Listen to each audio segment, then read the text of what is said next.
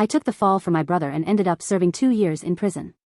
While inside, I unexpectedly saved the daughter of the richest man in town. As a token of gratitude, she gave me 100 million. After my release, the first thing I did was to call my father, eager to surprise him.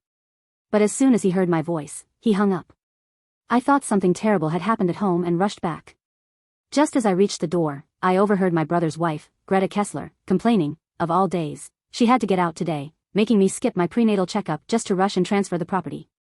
My mother replied, "It's for your own good.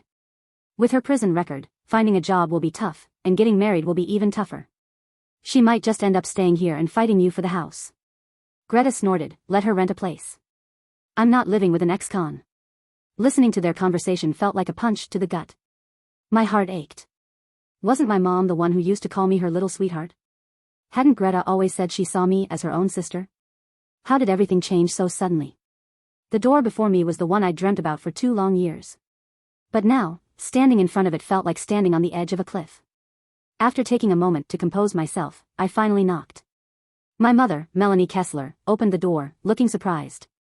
"Nina, you're back. I was just about to send your dad to pick you up." She gave me a once-over and forced a concerned look. "You've lost weight over these 2 years. It must have been tough."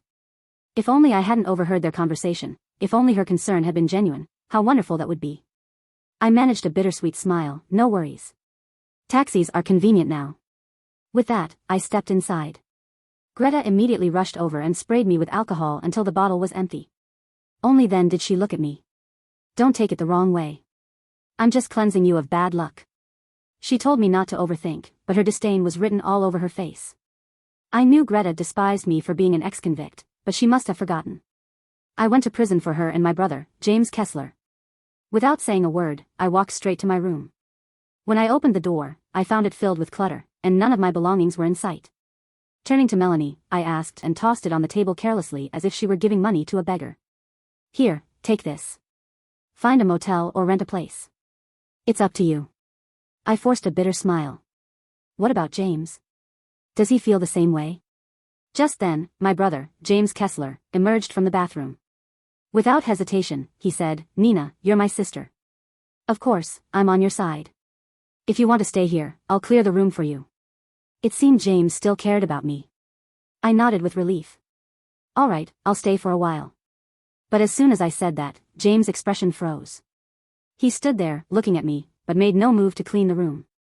I stared back, puzzled. At this time, Greta walked up to me, her voice sharp. "Janina, have you lost your mind in prison? How can you be so inconsiderate? Can't you see how cramped the house is? Even if we clear out the room, it should be for the baby. You're an adult now. How can you shamelessly insist on staying here? Have some sense." I felt sorrowful and replied hoarsely, "Greta, this is my home. Isn't it normal for me to stay for a few days?"